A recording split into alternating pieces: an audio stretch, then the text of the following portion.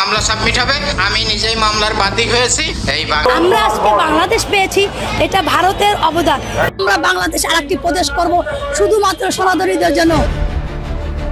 দর্শক, একবার গভীরভাবে কল্পনা করুন তো, একটি স্বাধীন, সার্বভৌম এবং সদ্য লাখো ছাত্র জনতার তাজা রক্তে ভেজা একটি রাষ্ট্রকে প্রকাশ্যে টুকরো টুকরো করে ভেঙে ফেলার চরম রাষ্ট্রদ্রোহী হুঙ্কার দেওয়ার পরও কি পার পেয়ে যাবেন পতিত স্বৈরাচারের দোসর অ্যাডভোকেট চৈতালি চক্রবর্তী? বিদেশি শক্তির সরাসরি সাহায্য নিয়ে বাংলাদেশের ভেতরে আলাদা একটি প্রদেশ গড়ার যে ভয়ঙ্কর স্পর্ধা তিনি দেখিয়েছেন, তারপরও কি তাকে আইনের আওতায় আনা হবে না, নাকি খোদ বাংলাদেশ সরকারের পক্ষ থেকে এবার রাষ্ট্রদ্রোহ বা সেডিশন আইনের কঠিন ফাঁদে আটকা পড়তে যাচ্ছেন তিনি? আমার মন্দিরে আমি কোথায় আমার দেবতাকে কতটুকু রাখবো তার কৈফিয়ত আপনাকে আমি দেব না। দর্শক, আপনারা কি কখনো ভেবে দেখেছেন একটি স্বাধীন দেশে দাঁড়িয়ে সেই দেশকেই ভাগ করার প্রকাশ্য হুমকি দিলে রাষ্ট্রবিজ্ঞান এবং দেশের প্রচলিত আইনে তার শাস্তি আসলে কি? গণমাধ্যমে দেয়া এক সাক্ষাৎকারে কট্টরপন্থী এই নেত্রী অত্যন্ত দম্ভের সাথে বলেছেন, আপনারা যদি বেশি বাড়াবাড়ি করেন তাহলে বিশ্বের বিভিন্ন দেশের সাহায্য চেয়ে আমরা একটি আলাদা প্রদেশ গড়ব। আমরা সনাতন সম্প্রদায়ের জন্য একটি প্রদেশ করতে বাধ্য হব। আইন এবং সংবিধানের দৃষ্টিকোণ থেকে এই একটি মাত্র বাক্য যে কতটা ভয়ঙ্কর তা হয়তো সাধারণ মানুষ পুরোপুরি আঁচ করতে পারছে না। কোথাকার হরিদাস পাল যে আপনাকে এই কৈফিয়ত দিতে হবে? আমি একজন সনাতনী, আমার ট্যাক্স আপনি নেন না। দেশের প্রচলিত দণ্ডবিধির 123-এর ক এবং 124-এর ক ধারা অনুযায়ী কোনো নাগরিক যদি দেশের অখণ্ডতা, স্বাধীনতা এবং সার্বভৌমত্বের বিরুদ্ধে অবস্থান নেন কিংবা দেশের একাংশে বিচ্ছিন্ন করার কোনো বিদেশি বা দেশি শক্তির সহায়তা কামনা করেন, তবে তা সরাসরি রাষ্ট্রদ্রোহিতা হিসেবে গণ্য হবে। এই ধারা অনুযায়ী রাষ্ট্রের অখণ্ডতাকে প্রশ্নবিদ্ধ করা বা বিলুপ্ত করা ষড়যন্ত্র হল রাষ্ট্রের সর্বোচ্চ অপরাধ, যার শাস্তি যাবজ্জীবন কারাদণ্ড এবং বিশেষ ক্ষেত্রে মৃত্যুদণ্ড পর্যন্ত হতে পারে। সহজ কথায় বলতে গেলে চৈতালি চক্রবর্তী প্রকাশ্যে বিদেশি সাহায্যে আলাদা প্রদেশ গঠনের যে হুমকি দিয়েছে তা কোনো সাধারণ রাজনৈতিক ক্ষোভ বা বাক স্বাধীনতার চর্চা নয়। এটি মূলত একটি স্বাধীন রাষ্ট্রের বিরুদ্ধে প্রকাশ্যে যুদ্ধ ঘোষণা শামিল। সুপ্রিম কোর্টের একজন আইনজীবী হয়ে তিনি জেনে বুঝে এমন ভয়ঙ্কর রাষ্ট্রদ্রোহী বক্তব্য দিয়েছেন। এর অর্থ হলো এই আস্ফালনের পেছনে অত্যন্ত শক্তিশালী কোনো দেশি বা বিদেশি চক্রের ইন্ধন রয়েছে, যারা গত জুলাই আগস্টে নিজেদের বুকের তাজা রক্ত দিয়ে এই দেশটিকে নতুন করে স্বাধীনতা নিয়েছে। সেই তরুণ প্রজন্মের কাছে এই ধরনের হুমকি এক চরম উপহাস।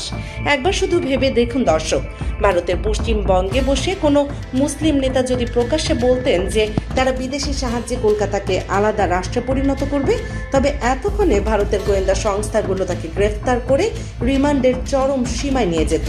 সাধারণ মানুষের মনে এখন এই একটি প্রশ্নের সবচেয়ে বেশি ঘুরপাক খাচ্ছে, এত বড় রাষ্ট্রদ্রোহী কথা বলার পরও বাংলাদেশের প্রশাসন কেন নীরব? আমাদের এই বাংলাদেশকে আরেকটি বিভক্ত করতে চাই।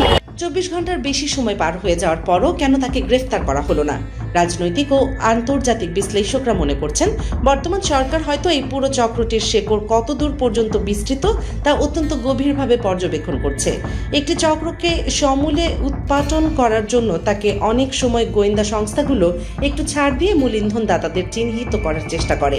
তাছাড়া এখনই তাকে গ্রেফতার করলে ভারতীয় মিডিয়াগুলো হয়তো তাকে সংখ্যালঘু নির্যাতনের শিকার সাজিয়ে আন্তর্জাতিক বিশ্বে মায়া কান্না শুরু করবে।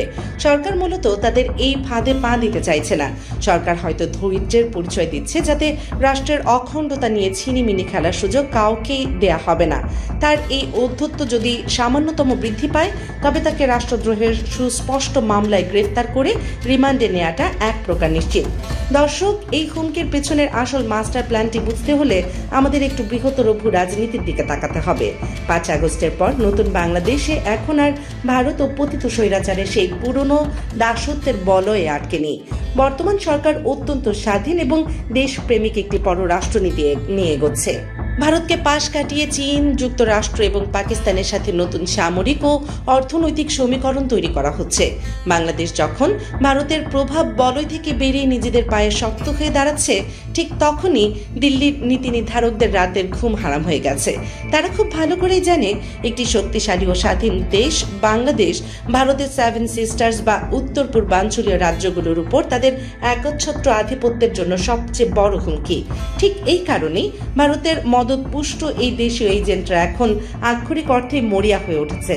তারা চাইছে হিন্দু ধর্মাবলম্বীদের একটি উগ্র অংশকে উস্কে দিয়ে দেশে দাঙ্গা বাঁধাতে এবং আন্তর্জাতিক বিশ্বকে দেখাতে যে বাংলাদেশ সংখ্যালঘুরা নিরাপদ নয়। ভারত চাইছে জাতিসংঘ বা আন্তর্জাতিক মানবাধিকার সংস্থাগুলোর দৃষ্টি আকর্ষণ করে যে কোনো উপায়ে নতুন বাংলাদেশকে অস্থিতিশীল করতে। আর চৈতালি চক্রবর্তীর মতো পতিত স্বৈরাচারের দোষরা হলেন সেই ভারতীয় এজেন্ডা বাস্তবায়নেরই ছকে সাজানো নিখুঁত এক ঘুঁটি। দর্শক, এখানেই লুকিয়ে আছে গল্পের মূল টুইস্ট। চৈতালির এই রাষ্ট্রদ্রোহী হুমকিকে বিচ্ছিন্ন কোনো ঘটনা হিসেবে দেখার বিন্দুমাত্র সুযোগ নেই। এটি মূলত একটি সুগভীর ও সুপরিকল্পিত বিদেশি ব্লুপ্রিন্টেরই অংশ। এই ব্লুপ্রিন্টের রাজনৈতিক মুখপাত্র হিসেবে রাজপথে কাজ করছেন চৈতালি, আর মাঠ পর্যায়ে বা গ্রাউন্ড জিরোতে কাজ করছে হরিদাস চন্দ্রের মতো চরম ধূর্ত ডাবল এজেন্টরা। উত্তরাঞ্চলের শান্ত জেলা গাইবান্ধার পলাশ বাড়িতে এই মুহূর্তে যা ঘটছে তা যে কোনো আন্তর্জাতিক ক্রাইম থ্রিলারকেও হার মানায়। কথিত শ্রী হরিদাস চন্দ্র তরণী ওরফে তৌহিদ ইসলাম, যিনি বিগত শেখ হাসিনা সরকারের আমলে এসি মেরামতের নাম করে খোদ গণভবনে গিয়ে কাজ বাগিয়ে নিয়েছেন, তিনি এখন গাইবান্ধায় এক বিশাল মেগা প্রজেক্ট হাতে নিয়েছেন। 17 থেকে 22 কোটি টাকা ব্যয়ে সেখানে নির্মাণ করা হচ্ছে 81 ফুটের বিশাল এক রাম মূর্তি এবং 144টি সহায়ক বিগ্রহ। ওপেন সোর্স ইন্টেলিজেন্স বা নিরাপত্তা বিশ্লেষকের মনে এখন সবচেয়ে বড় প্রশ্ন, একজন সাধারণ এসি মেকানিকের কাছে এত কোটি কোটি টাকা কোথা থেকে এলো? সীমান্ত ঘেঁষা একটি অঞ্চলে এত বিপুল পরিমাণ অর্থ কি হুন্ডি বা কোনো ব্ল্যাক মানি নেটওয়ার্কের মাধ্যমে ওপার থেকে এসেছে? সবচেয়ে চাঞ্চল্যকর বিষয়টি হলো, এই সাধারণ মেকানিকদের ব্যক্তিগত মন্দিরে খোদ ভারতীয় উচ্চ পর্যায়ের কূটনীতিকরা সশরীরে এসে ঢোল পিটিয়ে উদ্বোধন করে গেছেন। ইতিহাসের ছবি দেখা গেছে ভারতের কট্টরপন্থী নেতা শুভেন্দু অধিকারীর সাথেও, অর্থাৎ ভারতের রয়ের সুনির্দিষ্ট ছকে তৈরি এই হরিদাস চন্দ্ররা দেশের ভেতরে কোটি কোটি টাকার মেগা প্রজেক্টের আড়ালে যে ভূ রাজনৈতিক আধিপত্যের জাল বিছিয়েছেন, সেই জালেরই রাজনৈতিক মুখপাত্র হলেন এই চৈতালি চক্রবর্তী। হরিদাসরা কাজ করছেন পর্দার আড়ালে, অর্থ ও লজিস্টিক সাপোর্ট দিয়ে ভিত্তি মজবুত করছেন, আর চৈতালির মতো কট্টরপন্থীরা রাজপথে দাঁড়িয়ে বাংলাদেশ ভাঙার হুমকি দিয়ে সেই এজেন্ডাকেই বৈধতা দেওয়ার চেষ্টা করছেন, যাতে সাধারণ ধর্মপ্রাণ হিন্দুদের ইমোশনকে ব্যবহার করে দেশে একটি গৃহযুদ্ধের পরিস্থিতি তৈরি করা যায়। দর্শক, বাংলাদেশের চারপাশে যা ঘটছে তা থেকে একটি বিষয় অত্যন্ত স্পষ্ট, বাংলাদেশ কোনো ফেলনা রাষ্ট্র নয়।